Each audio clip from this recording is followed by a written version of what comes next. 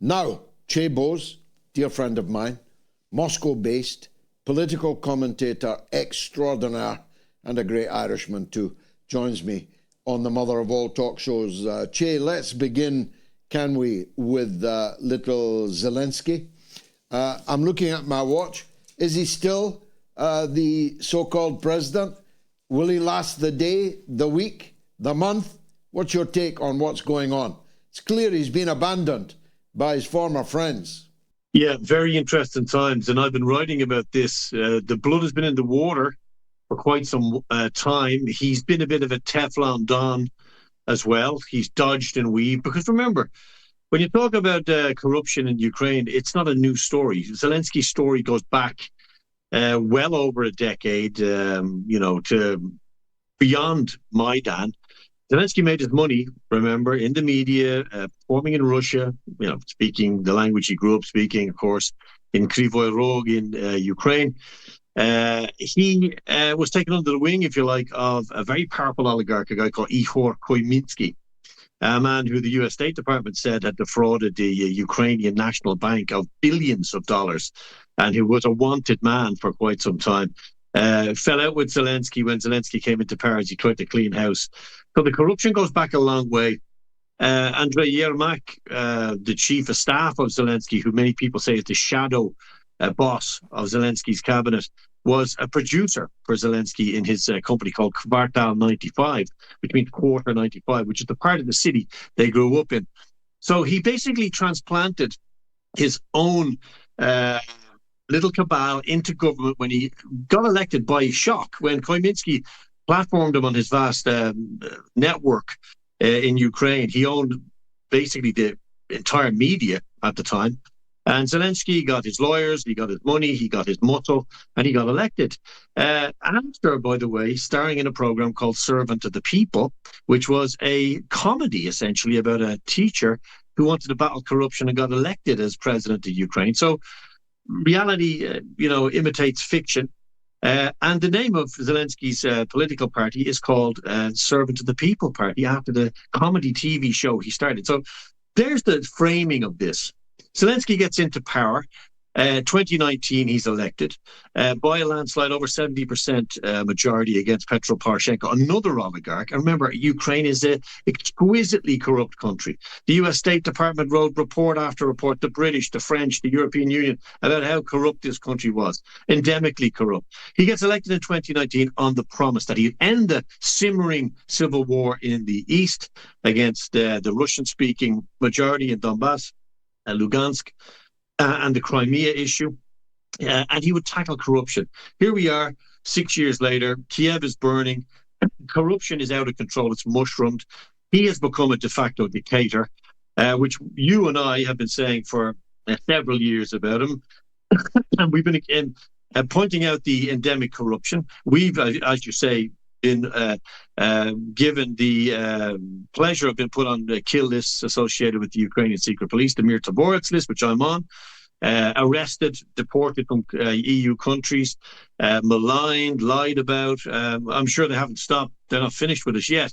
But now the client media, which was so instrumental in appointing Zelensky as some Churchillian figure, which you've often spoken about, ridiculously, are now have been deployed and been briefed. I'm absolutely certain of this, that they've been briefed in London and in Washington that Mr. Zelensky's days are done. That's why people like the Kiev Independent, which is ridiculously named propaganda rag in Kiev, funded 90% to the tune of 90% by US aid, is now saying that Zelensky has betrayed Ukraine's democracy.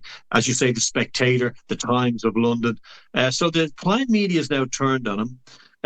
People are in the streets protesting this evening, as they were last night, which seems to be quite an organic protest. Now, interestingly, I've been told by sources in Kiev, who I'm in touch with, that the protests are only allowed to go on because the US Embassy and the British Embassy and several EU embassies have warned Zelensky's government not to clamp down on the protests. This is a very important piece of information. They've been told, do not interfere with these protests. They're to be allowed go on. and potentially they will grow. So this is quite remarkable stuff. So Zelensky, the background to what actually happened with these anti-corruption bodies, which many people are saying these are the last remnant of independent scrutiny of Zelensky's regime. Actually, they're not that independent. They're actually funded by the United States and by the British. And that funding is deployed in order to keep an eye on Zelensky, to make sure he knows that he doesn't have it all his own way. Now, he's clamped down on them. I'm told by my sources on the ground that Zelensky was told by the SBU that he was about to be investigated, and his central circle were about to be investigated for massive corruption. And there was about to be an investigation deployed by these two groups. And he hit first. He went and killed them in their bed, essentially, with this legislation, which defangs them, stops them being able to operate with any impunity inside the regime. So he hit first.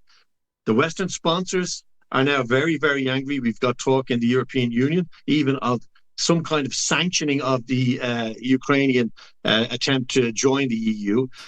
So it's a remarkable development. We're really watching the pillars come down. And as you say, this is nothing new for you and I, George. We've spoken about this here many times. We've had great conversation. We've spoken in Moscow about it. We saw this. We were vilified, pilloried for attempting to tell the rest of the world this, where their tax dollars was being spent. And now we see the client media, who also have pilloried and undermined us, basically agreeing with what we said all along. So it's a remarkable space to be working in, you'll agree. We should write a book. We were right about everything, and so we were. Now, Che, the delegation, we'll call it the Zelensky delegation, but it might not be by the time they get back, is in Istanbul, as are the Russian negotiators. What is there to negotiate about, and what do you think is likely to be the outcome of this third round of talks? Well, I can tell you now, the negotiations ended in Turkey after about 35 minutes. They ended very quickly. Oh my I've God. just posted on my Twitter that I believe that they ended very quickly because the Ukrainian delegation, which of course is Zelensky's delegation, probably have other things occupying their mind. They probably want to get back to Kiev as the wheels come off to a great extent, to either do a deal or to sort of try and hold this thing together. Now, what would have been discussed, of course, these are led by a very, very able man, Vladimir Medinsky, a historian, a very, very smart guy, 4 degrees, very, very wise man. He's been in charge of these. He's been actually remarkably productive given the intransigence of the Ukrainian side, delivering on, swaps of bodies. Another interesting discussion point potentially is that, over 6,000 Ukrainian bodies have been given back. I think the Russians have got under 100 in return. Again, which puts pay to a lot of this fantasy that there's 1 million dead Russians. I think it's complete projection. So prisoner exchanges of the dead, unfortunately. I think that was all that we were hoping for, maybe seeing more of, because it seems that as Zelensky, and this is something you'll be aware of, but our viewers may not be, Vladimir Zelensky was put under vast pressure, huge pressure, by the disproportionately influential far-right neo-Nazi brigades and battalions, Svoboda, Tornado, Azov, when he first came to power, not to concede any territory to the people in the east, not to allow them autonomy, not to essentially go along with the Minsk Accords, which would have ended this war. That influence and that threat to Zelensky is very acute at the moment, because they see themselves really as almost a Weimar, the Freikorps at the moment in Ukraine, that they will prevent a deal being done. So Zelensky, on one side of the room, he's got these very, very aggressive ultra-far-right, Banderite factions, who are very powerful, who are in charge of some of the biggest assault brigades in the Ukrainian army. Remember, Ukraine has an army that has men under arms to the point of about 1 million men, essentially, if you look at the last 2 years of war.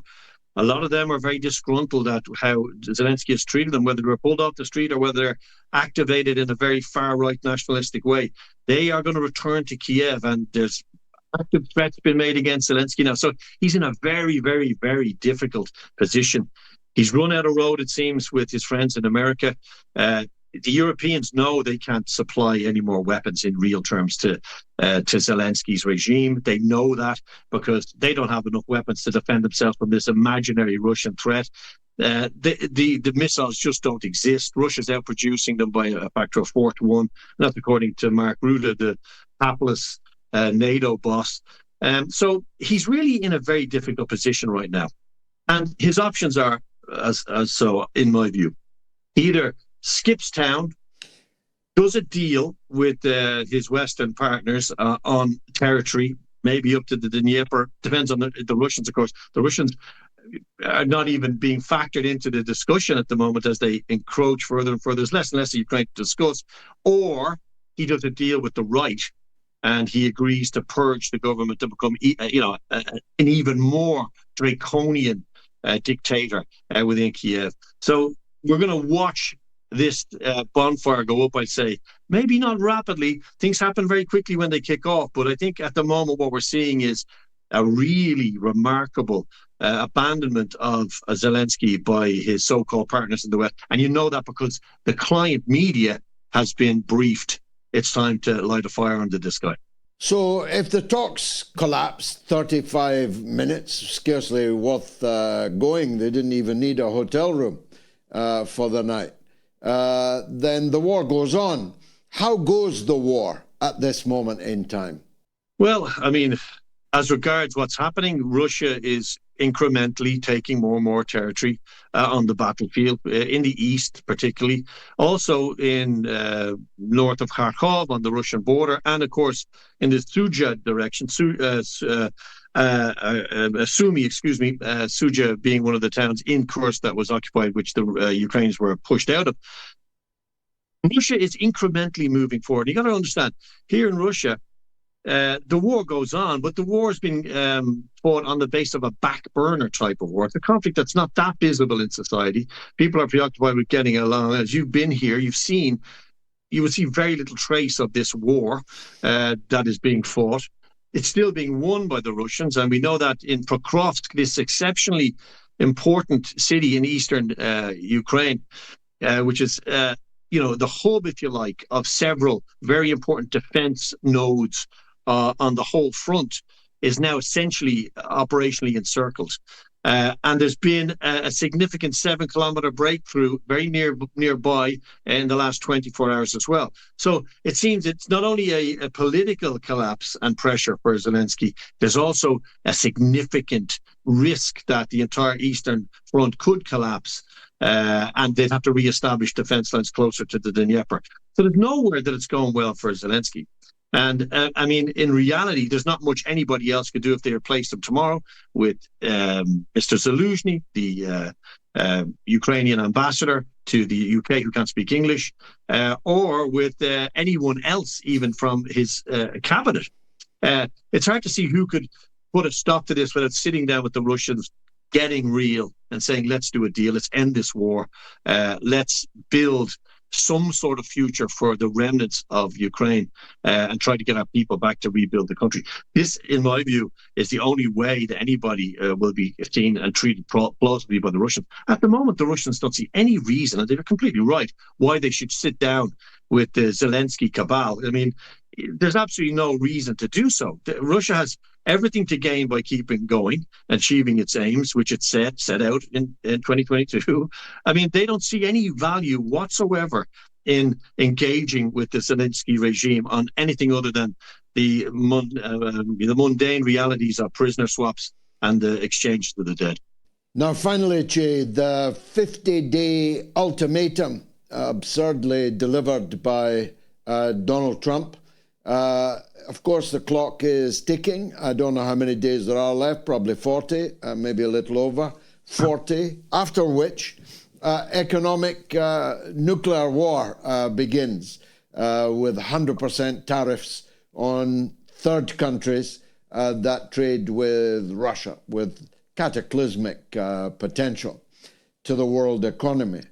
As it happens, the 50-day deadline occurs when President Putin is in Beijing, sitting with Xi Jinping, celebrating the anniversary of the Chinese role in the war, in the Second World War. It's very few people know that the Russians lost the most people in the Second World War, and the Chinese lost the second most in the Second World War. So it's a very big deal, the anniversary of the Japanese invasion of China and all the slaughter that ensued.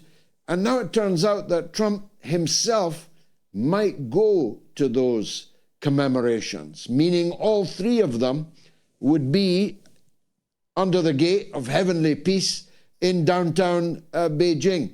Are you expecting that to happen? And what exactly is Trump's goal here? Does he want peace or does he want war? Yeah, I mean, look, regarding the 50 days, the 50 days was pronounced by President Trump, as was the fact again and again that he would resolve this war in 24 hours. He just didn't mention which 24 hours. So I think we should take 50 days with a pinch of salt. The Russians here certainly don't consider it in any way remotely. It's almost like an early biblical verse. Maybe it's analogous or something, but it doesn't mean 50 days. That's the first thing I'd say. Second thing I'd say is, what does Trump really want? Trump wants the world to dance to his tune. And in his naivety, I think he actually did believe that he would be able to end the war in 24 hours because he's exquisitely ignorant of the reality of the situation in Ukraine, the history of the region, the fact that, essentially Russia is being called an invader into territory that it controlled 200 years ago when his family were crofting up in Scotland. This was Russia. So there's an exceptional level of ignorance which is fueling this. He's obviously getting terrible advice from people like Keith Kellogg, whose daughter is, intimately involved in the Ukro scam, as I like to call it, running an NGO there. So he's maybe picked the wrong team to get his head around. I think the more time Trump spends and his team spends in contact with the Russian negotiators, who are, quite smart, who aren't prone to making these statements as Mr. Trump's team are. I think Rubio is a quite interesting guy. I think he's liable to, incisive analysis. I think Trump, and I always get into trouble for this, even here in Russia and everywhere when I say this, I think Trump is sincere to some extent in wanting peace. I think when he talks about dead people littering battlefields and stuff, I think he does want peace. Now, of course, if that was the case, he would have acted very quickly to stem the flow of weapons, money and cash to Mr. Netanyahu and co. But my sort of specialty and my area of interest is Europe, NATO, and Russia. So I do think he would like to finish it. I do think he feels put upon at the moment by the likes of Lindsey Graham, which he has to manage and has to keep on board to, throw the toys out of the pram about Mr. Putin, etc. And that brings us to whether or not he would go to China. I'm actually hoping to be in China at that meeting between Xi Jinping and Mr. Putin. And I think if there's going to be a meeting, I think it's going to be in Beijing. And I'll tell you why. I think it's because of Mr. Trump's ego. I don't think Mr. Trump wants to see Mr. Putin and Mr. Xi sitting down with the world's cameras watching as the wheels come off in Ukraine and as the war in Gaza rumbles on. I think Donald Trump, as a showman and as a businessman and this guy, wants to do a deal. I think he wants to be in the room and he wants to be there to show that. And I think that's probably going to drive his desire to be there. What could be achieved? I think, as we've seen and as you and I have spoken about, and I've said many times on the show, I think the Russians aren't going to perform a role written for them either in Whitehall, in the White House, and certainly not in Brussels. They know what needs to be done in Ukraine. They don't want their kids to have to fight this war. No deal is better than a bad deal. And it seems to be paying off. Drone production is huge. It's up. The economy is holding the course. It's under pressure, of course. The military is advancing. They're doing their job, and they're doing it with great expertise, as far as we can see, in basically dismantling this alliance of 50 countries, which are now freely admitting they're fighting a proxy war against Russia. Now they're freely admitting that they're losing it. Their man that they fronted as this Churchillian mastermind who's going to save Europe is now being led to the gallows by the very people who hoisted him up on their shoulders as the savior of European freedom. So, as Napoleon said, George, never interrupt your enemy when he's making a mistake. And I think the Russians now need to just sit back and watch the house burn down. Now, finally, I said finally, but I've got to put this to you, just dropped. The Wall Street Journal, which seems to be on a real crusade, Rupert Murdoch owned, of course, against Donald Trump. And I must tell you, I think they've got the goods on him. Trump says he's going to sue them and all that, but I'll be surprised if that suit reaches court. But they've just dropped the following.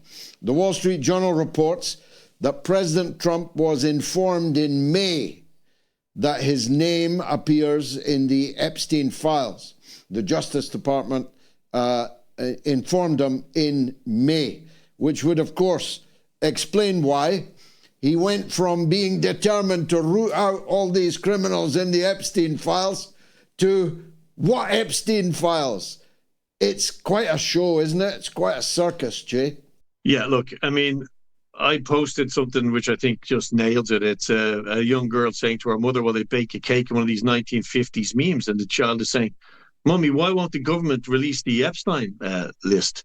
And the mother turns to the daughter and says, "Well, that's because the government are the Epstein list here." I mean, let's take a step back, and be objective about it. You've been around the block, George. I mean, I'm in my 50s. If anybody believes that a man is prolific, wealthy, influential, and hungry for the spotlight, like Mr. Trump, wouldn't have come across Jeffrey Epstein, or wouldn't have been attracted into that like a moth to the flame of this very flamboyant man, one of the biggest property developers. Where did Mr. Trump make his money? Developing property. Where did he exert his influence? In high society in New York. It's a very small deck on that boat. And you're rubbing shoulders with this man. I don't believe for a minute that Mr. Trump didn't have relationships or contact with Jeffrey Epstein. I don't believe that for a second. I saw an article today by CNN, which reveals photographs of Mr. Trump with his two of his children in the company of Jeffrey Epstein. And of course, remember, CNN couldn't find or demonstrate to us that Joe Biden was, exceptionally demented as a leader. They couldn't find that the whole Russia hoax was a Russia hoax, but they could find these photographs. So there's a lot of people queuing up to put the knife into Donald Trump. So let's be objective and stand back and understand that. But at the nub of it all is the question you've got to ask yourself, George. Do you believe that Donald Trump had no contact with Jeffrey Epstein in the heady 80s, the early 90s, in this time where this very select and exclusive billionaires group were operating in the media and in real estate? Remember, that's where Jeffrey Epstein, we're told, this maths teacher who had no money in the late 70s, who went on to own the biggest private house in Manhattan and several aircraft, we're told he did it through real estate. Where did Mr. Trump make his money? Now, of course, I'm going to spit it out and wait until we have some actual evidence, because we also have to remember that the client media, which is now out to get Trump, were also, remember, aggressively trying to get Kamala Harris elected. So bear that in mind when you think about the motivation. I always bear it in mind. I live in the luxury of being against them both. I'm against the Democrats, I'm against the Republicans. The more chaos between them, the better, from my point of view. And as I said to Gerald Celente earlier, I can chew gum and walk in a straight line at the same time. I want to see Obama in jail, but I also want to see the criminals around Epstein in jail. I'm balanced, fair and balanced like that. Jay Bowes, you are a terrific guest, and I'm really glad to see you again. I hope we renew our acquaintance in Moscow before very long. And Zane says hi. He says that Jay Bowes is a real top man.